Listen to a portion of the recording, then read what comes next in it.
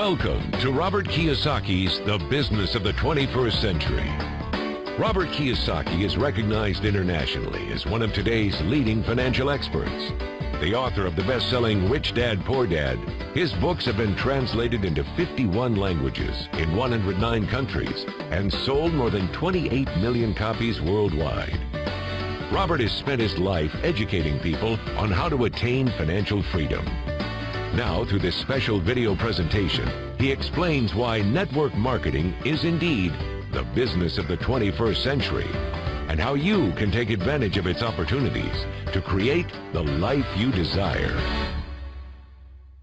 Hello, I'm Robert Kiyosaki. I'm the author of this book, Rich Dad, Poor Dad. I want to welcome you to the business of the 21st century. For those of you who may not be familiar with this book, it was published in 1997, a self-published book, and it went all around the world, and in 2000 it made the New York Times bestseller list. It was the only self-published book that made it. And at the same time, a woman named Oprah Winfrey called, and I went on her show to talk about Rich Dad, Poor Dad, and voila, suddenly I was a famous individual. So today this book has now sold approximately 25 million copies in 100 different countries and 50 different languages. So today, Rich Dad, Poor Dad is the #1 personal finance book ever written. So Rich Dad, Poor Dad is a very simple story of my two dads. My real dad was the head of education for the state of Hawaii. Great guy, PhD, like I said, head of education, smart guy, but he also ran for lieutenant governor of the state of Hawaii as a Republican. Unfortunately, he lost, and he ultimately died poor, so that's why I call him my poor dad. My rich dad, on the other hand, didn't finish school, but he ultimately became one of the richest men in Hawaii.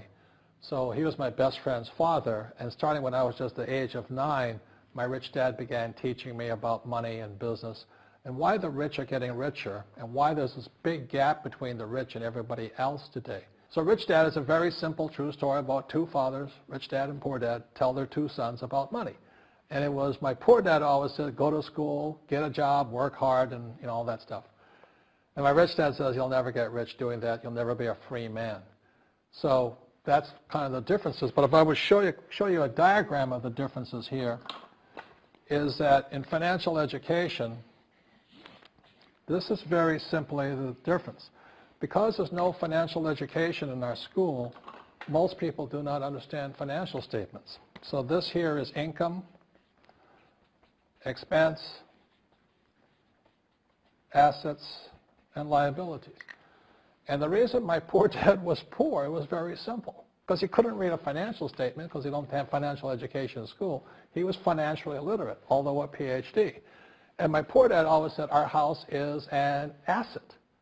And my rich dad said, your father may be well educated, but he can't tell assets from liabilities. So very simply, my rich dad said to me, assets, whether you work or not, put money in your pocket. So when a banker looks at your financial statement, the banker looks at this and says, oh, you have assets and you're putting money in your pocket. And if you look at your house, it's really a liability because every month it takes money from your pocket. Now I can hear people say, well, it's, I don't have any debt on it, but still every month you have insurance, you have upkeep and expenses to it. So very simply, the reason I'm a rich man today was I knew the difference between assets and liabilities. And I get richer and richer because every year I add more assets to my balance sheet here. And so that's one of the biggest differences. And as my rich dad often said to me, he says, son, my banker has never asked me for my report card. My banker wants to see my financial statement because it's your financial statement that shows how high your financial IQ is. How smart are you with money? If you're very smart with money, the banker will give you as much money as you want because you know how to make money with money. If you're not very smart about money, all the banker will give you is a credit card and a home loan. So those are some of the differences between my rich dad and my poor dad. And if you stay tuned, you'll find out how you too can create assets instead of liabilities. Because if you're going to survive in the 21st century, you need more assets than liabilities. The next thing I want to cover with you is one of the most important lessons my rich dad gave me. And it was called the cash flow quadrant. And what my rich dad explained to me is that there's 4 people in business. One are E's, employees. S stands for small business, self-employed, or specialist. B stands for big business, and I stands for investor. And the thing of note here is that most people who go to school are programmed for the E and the S side. For example, it was my poor dad who always said to me, son, go to school so you can get a nice, safe, secure job. And so my poor dad wanted me to be an employee. And since the time I was a kid, get a safe, secure job, steady paycheck, and benefits. Okay? I didn't want to be an employee. And I said, Mom and Dad, I want to be a rich man. And I fight with my dad. So my mother finally said, son, if you want to be rich, my mother was a registered nurse. And she said, if you want to be rich, the richest people I know are doctors. So my mom wanted me to come over here, be a specialist or a small business person. I said, there's only one problem with that, Mom. Doctors are really smart. And she says, you got a good point there. I'm not going to be a doctor. So I went to school. I have a Bachelor of Science degree. I can drive ships and I can fly planes. I flew for the Marine Corps. But I've never used any of that education because I wanted to become a business owner. So it was my rich dad who basically said to me, become a business owner and learn to be a professional investor. So one of the big differences here between these people is that it's called taxes. See, in 1943, in the U.S., the federal government passed a law that said employees had to pay tax before they got paid. So when you get your paycheck from your employer, you open it up, and voila, the government's always taken a sizable chunk of it. And the harder you work and the more money you make, the more money they take from you. So that's why it's not that good to be an employee, because you can never get ahead, because the more you work, more money you make, the greater they pay in taxes. Now, the doctors and lawyers and attorneys, accountants were all laughing, saying, oh, these guys, they're getting paying a lot of taxes. So naturally, the federal government changed the laws again. So in 1986 in the U.S., a thing called the 86 Tax Reform Act, and it basically took a lot of the benefits away from people who are self-employed, small business, doctors, and lawyers. So today in America, unfortunately, these guys pay the highest percentage in taxes. It is tragic. And a lot of people think they're investors, but what they're really doing is they're just giving their money to people like mutual funds, companies, and all that. So they're investing, but they're not really investors. See, the big tax breaks are on this side. The laws are pretty tight here, but this area is very, very gray. So by being a business owner on the right-hand side of the quadrant, you can make a lot more money and pay a smaller percentage of taxes legally. And the key word is legally. In the investor quadrant, it is possible to make millions of dollars and pay 0% taxes legally. But you've got to know the difference. So one of the beauties of business for the 21st century is it allows people to make the transition from the E and the S side to the B side especially. And so you can become a big business owner. And the difference between an S and a B, small business and big business, is most of these guys can't quit working. Most small business owners, if they stop working for more than a month, the business collapses. They don't really have a business. Most of these people own a job. So the beauty of business for the 21st century is it allows these people to make the transition to the B side so that you don't have to keep working hard for money, and the money can actually come in passively. Then once you have your business up and running, then I always recommend you then begin investing with your excess cash, paying less and less in taxes. And that's the reason the rich are getting richer.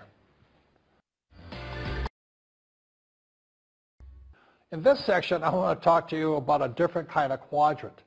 Years ago, I found out there was 4 kinds of people in the world. One type are people who must be right. These people know all the right answers. They went to school. They know everything. You can't tell them anything. This is not a good business for them because their minds are too set. Another kind of person is a person who must be comfortable. The house could be on fire, but they're still watching TV, eating a hot dog, watching what's going on in the world. These people are toast because the world economy is not coming back. The world economy has moved on. And people who need to be comfortable will probably be left behind. So the people who need to be comfortable, you probably shouldn't talk to them because you only make them uncomfortable. And they're probably not going to make the move because number one priority is being comfortable. Another kind of person is a person who must be liked. They want to please everybody. this is probably not the business for them either, because they want somebody else's approval. They want to be the good little boy or girl saying, I did the right thing, didn't I? You like me, don't you? And so they'll probably not be successful in the 21st century because they'll probably want to be liked by people who have to be right, and people want to be comfortable. All right, good, be comfortable. All right, you're very right. That's probably being liked. But the business for the people of the 21st century are people who must win. And that's where I am at. One of the best things I was taught in the Marine Corps and at military school, it's not how many times you get knocked down, it's how many times you stand up. When somebody knocks you back, what do? Oh, you hurt my feelings? You'll probably not be successful. The world will probably pass you by. Because as I said, the world economy is moved on. It's not coming back. So winners will win. But winning takes sacrifice. Success takes sacrifice. And these are the people who will do best in business of the 21st century. So when you're talking to people, about this business, you have to look at them and ask yourself, is this person really just going to be liked and they'll tell you what you want to hear? Or they're going to argue with you because they know all the right answers? Or they're going to get very upset with you for disturbing them? So what you're looking for in the network marketing business are people who want to win. People who know the economy has moved on. You'll find every race, gender, age, and background in network marketing. But what they really want to do is they want to win. It really is a true playing field in the world, but not for these people. These people will be left behind. Network marketing is for people who want to win because network marketing is the business model of the future. If you want the government to take care of you, then just keep doing what you want to do. It is possible for everyone to win, but the problem is you've got to commit to it. You've got to say, this is what I'm going to do. I'm going to dedicate 5 years of my life. You want to look at the leaders and say, those are the people I want to be like. Those are the kinds of people I want to hang out with. That's what you got to say to yourself. And I want to help other people do what I want to do and win in life. And that's why I support network marketing, because it really is the business for the 21st century. As an entrepreneur, I have built many businesses from scratch. And as some of you know, a lot of them crashed also. Statistics show that most new businesses fail within the first 5 years, 90% in fact. And of the 10% that survive, the remaining 10% crash in the second 5 years. So in other words, most are gone in 10 years. So I've looked at many different models, and one that stands out for me is network marketing. And the reason for that, it takes very little upfront cash. It's low overhead. You can do it part-time. It means keep your daytime job, but do this part-time. And once the business is up and running, it can generate enough income so that you can move from the left side to the right side of the quadrant. So let me tell you about my introduction to network marketing, because I had a very closed mind to it. Since I can build my own businesses, I said, why do I need a network marketing business?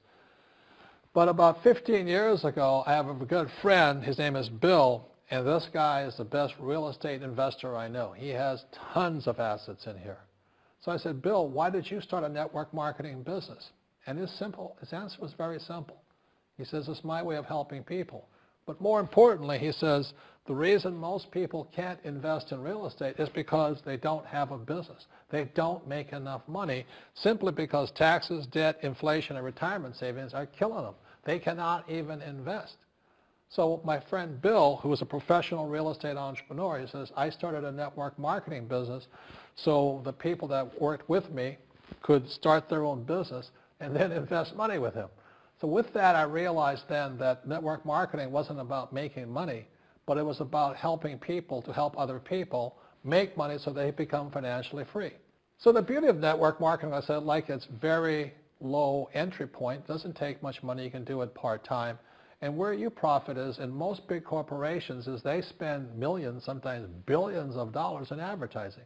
So rather than give that money to advertisers, network marketing depends on building a network. It's called word of mouth, like you recommend a movie to a best friend.